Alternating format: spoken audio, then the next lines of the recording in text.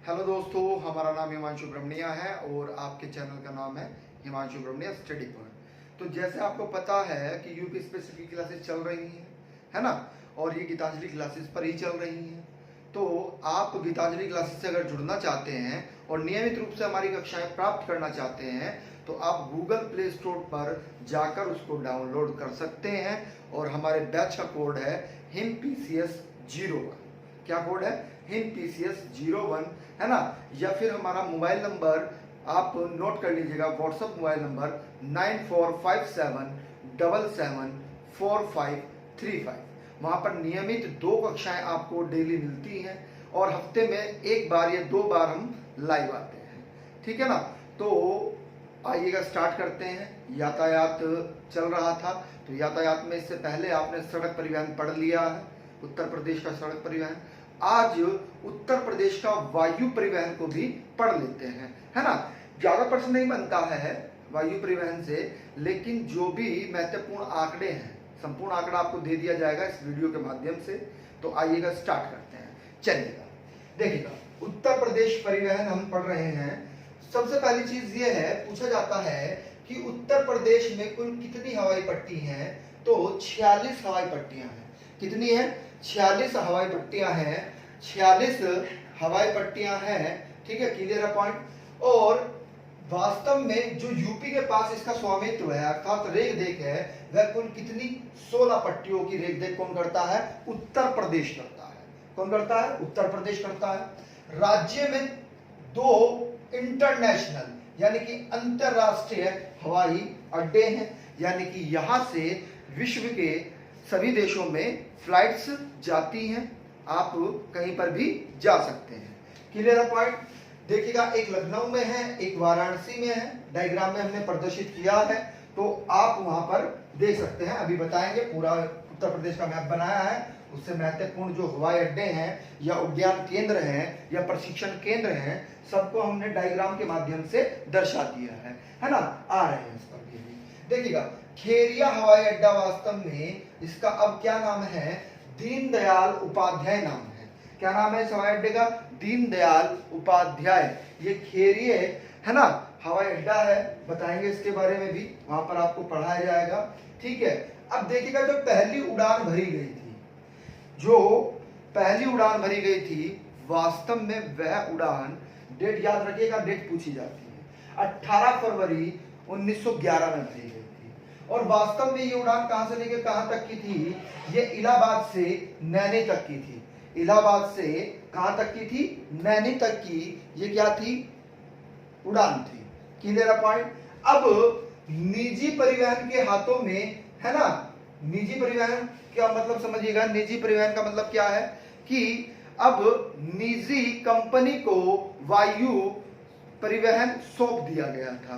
तो वह किसको सौंपा गया था? इंडियंस को सौंपा गया था, एयर इंडिया, ठीक है। कब सौंपा गया था? 1953 में सौंपा गया था। कब सौंपा गया था? 1953 में।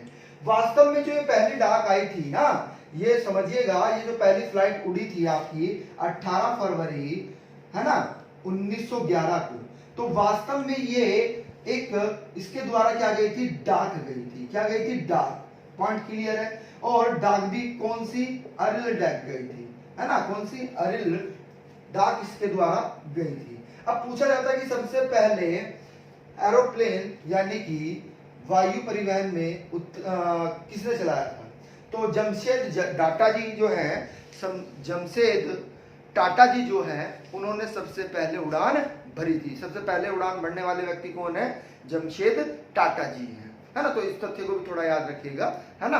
हमने लिखा नहीं है, लेकिन आप नोट कर लीजिएगा इसको, ठीक है। आइएगा, अब स्टार्ट करते हैं। देखिएगा, ये आपका सहारनपुर है ना। सहारनपुर में एक क्षेत्र है सरसावा, 7-8 किलोमीटर दूर है सहारनपुर से, यानी कि सहारनपुर क्षेत्र में ही आता है। सिटी से 7-8 किलोमीटर दूर है ना। वहां पर एक हवाई अड्डा है जिसको हम क्या कहते हैं? सरसावा हवाई अड्डा कहते हैं। Clear point. आ रही है बात समझ में। अब दूसरा मेरठ में है। कहां पर? मेरठ में भी एक हवाई अड्डा है जिसको हम क्या कहते हैं? डॉक्टर अंबेडकर हवाई अड्डा। क्या कहते हैं? डॉक्टर अंबेडकर हवाई अड्डा। वास्तव में ध्यान से इस प्रश्न को सुनिएगा। डॉक्टर भीमराव अंबेडकर, अंतर समझिएगा, शब्दावलियों का अंतर है। डॉक्टर भीमराव अंबेडकर जो हवाई अड्डा है वह कहां पर है, वह आपको हमें बताना है।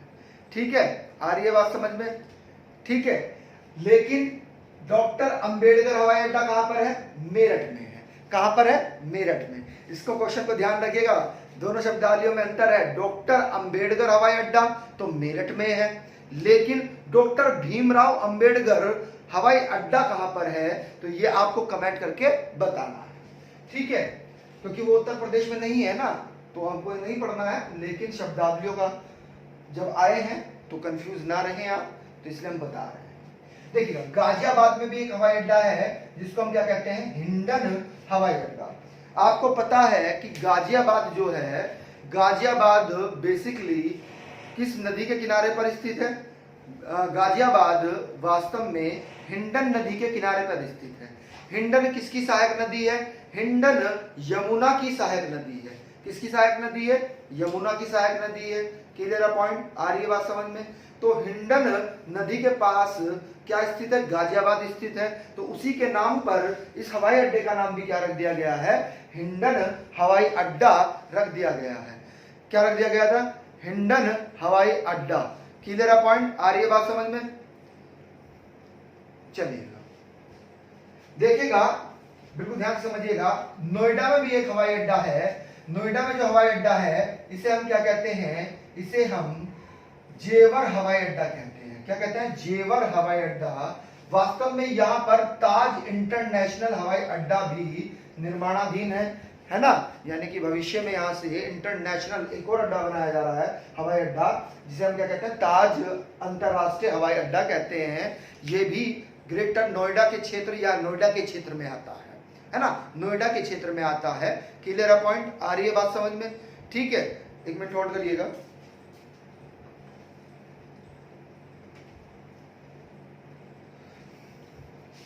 हाँ चलिएगा, देखिएगा, तो एक देखिएगा, आगरा के, ध्यान रखिएगा, आगरा में एक हवाई अड्डा है और एक ट्रेनिंग सेंटर भी है, इसको समझिएगा। आपसे पूछा जाता है कि खेरिया हवाई अड्डा कहां पर स्थित है, तो खेरिया हवाई अड्डा आगरा में स्थित है, लेकिन यहाँ पर एक प्रशिक्षण केंद्र भी है जिसका क्या नाम है? नेशनल पैराशूट ट्रेनिंग कॉलेज, यानी कि पैराशूट के माध्यम से क्या उनको प्रशिक्षण दिया जाता है ना। आ रही है बात समझ में? पॉइंट क्लियर है? ये दोनों के दोनों कहां पर है? आगरा में स्थित है। कहां पर? आगरा में। देखिएगा, बहुत ही इंपॉर्टेंट है।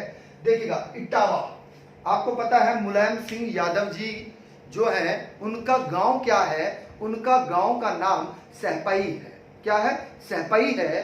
तो वास्तव में सहपई में भी एक क्या है? एयरपोर्ट फ्लाइंग स्कूल स्थित है। क्या है? एक एयरपोर्ट फ्लाइंग स्कूल स्थित है। कहां पर? अखिलेश यादव जी के गांव को कह सकते हैं आप, या मुलायम सिंह यादव जी का गांव कह सकते हैं आप। कहां पर? सहपई में। Clear point? ये सहपई उनका गांव है। ठीक है, आगे देखिएगा, बहुत ही इंपॉर्टेंट है कि हम अगर बात करें कानपुर की बात करें, तो कानपुर में वास्तव में आईआईटी कानपुर हवाई अड्डा स्थित है। क्या? आईआईटी कानपुर हवाई अड्डा स्थित है। वास्तव में किस स्थान पर है वह महत्वपूर्ण बन जाता है, तो कल्याणपुर में है। कहां पर? कल्याणपुर में स्थित है। पॉइंट क्लियर है? बात समझ में आ रही है? चलिएगा, अब अगर हम बात करें कि वास्तव में कानपुर में एक और है, बिल्कुल ध्यान समझिएगा, कानपुर में ही चकेरी हवाई अड्डा है ना। क्या? चकेरी हवाई अड्डा। ये क्या है? नागरिक हवाई अड्डा है। यहाँ पर नागरिकों को हवाई यात्रा दी जाती है। आ रही है बात समझ में? Clear point?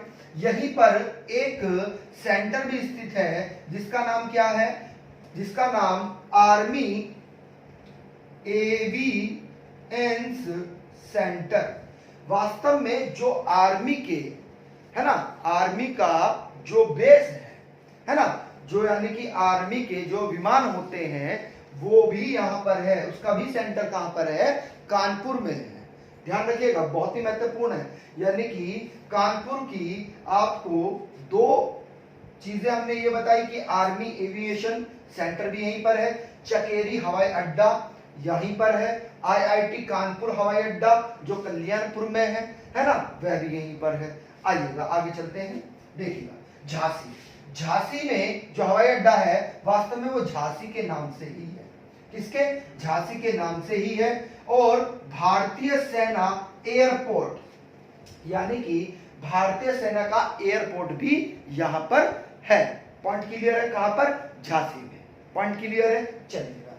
ललितपुर में भी एक क्या है? हवाई अड्डा है, जिसे हम क्या कहते हैं? ललितपुर हवाई अड्डा कहते हैं, उसी के नाम से है ना, ललितपुर जिले में ही।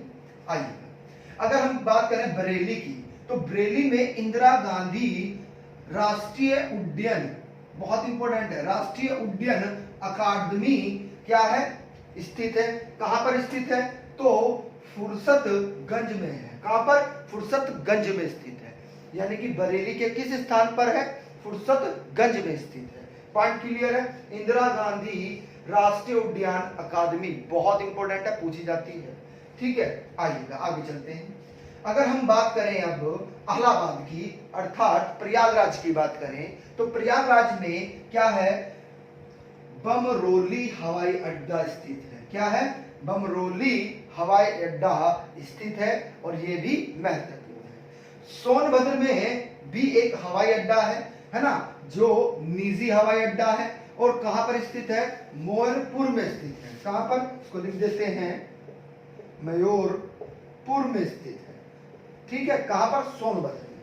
वास्तव में ये निर्माणाधीन है, इसको निजी है, तो ये निजी है तो समझ गए होंगे कि ये निजी, यानी कि सरकार का इस पर क्या है?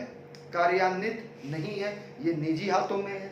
और किनके हाथों में है? समझिएगा, आदित्य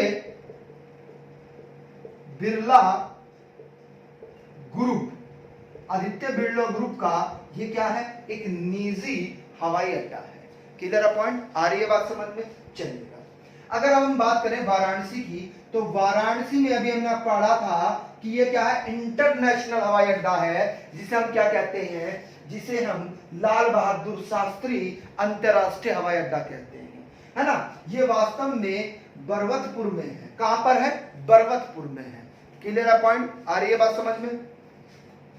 इसे बरबतपुर हवाई अड्डा भी कहते हैं, कंफ्यूज नहीं होना है, बरबत हवाई अड्डा भी इसको कहा जाता है।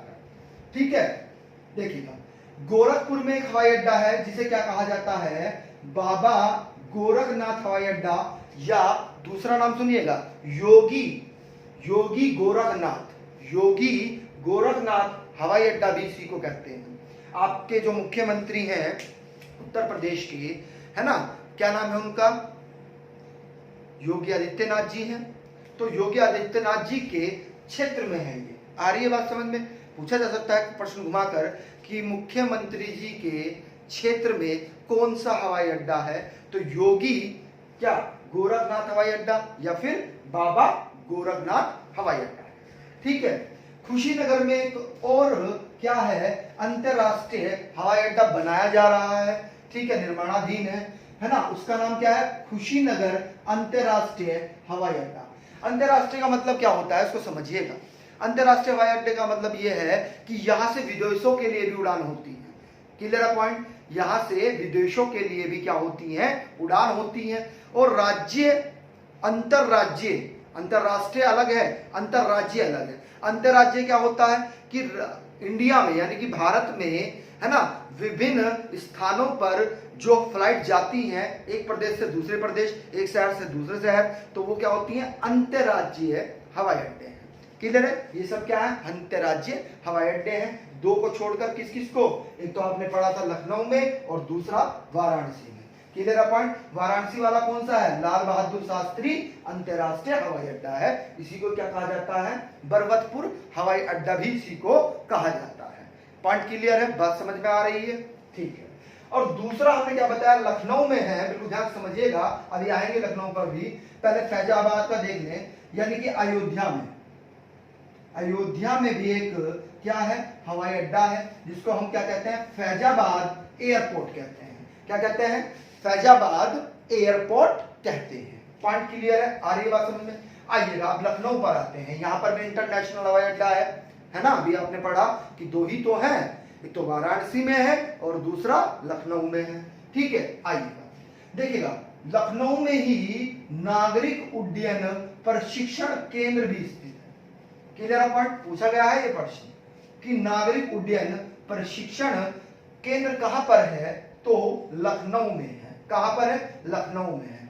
दूसरा समझिएगा, यहीं पर ही भारतीय वायुसेना एयरपोर्ट भी स्थित है ना। और कहां पर है, वास्तव में किस नाम से है, बख्शी का तालाब। ये एक स्थान है, उसी के नाम पर क्या है, बख्शी का तालाब है।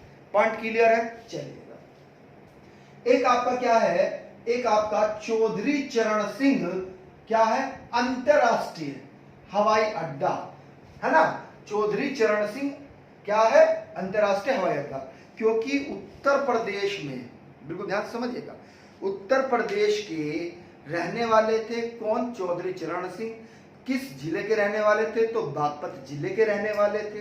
तो उन्हीं को सम्मानित करते हुए है ना, इस का नाम क्या कर दिया गया है हवाई अड्डे का, चौधरी चरण सिंह अंतरराष्ट्रीय हवाई अड्डा कर दिया गया है। वास्तव में इसे अमोसी हवाई अड्डा भी कहते हैं। क्या कहते हैं, अमोसी क्षेत्र में पड़ता है, इसीलिए इसको क्या कहा जाता है, अमोसी हवाई अड्डा भी इसको कहा जाता है। आपको कंफ्यूज नहीं होना है। जैसे सरसावा हमने बताया, ऐसे ही अमोसी भी थोड़ी ही दूर है लखनऊ से, है ना। आ रही है बात समझ में। तो अमोसी हवाई अड्डा भी कहां पर है, लखनऊ में ही स्थित है। Clear point. देखिएगा, जो नए व्यूवर्स हैं जिन्होंने हमारे चैनल को सब्सक्राइब नहीं किया है, वो हमारे चैनल को सब्सक्राइब कर ले और बेल आइकन ऑन कर ले। और वीडियो अच्छी लगी तो उसको लाइक जरूर कर दीजिएगा और शेयर करना ना भूलिएगा। ठीक है, थैंक यू।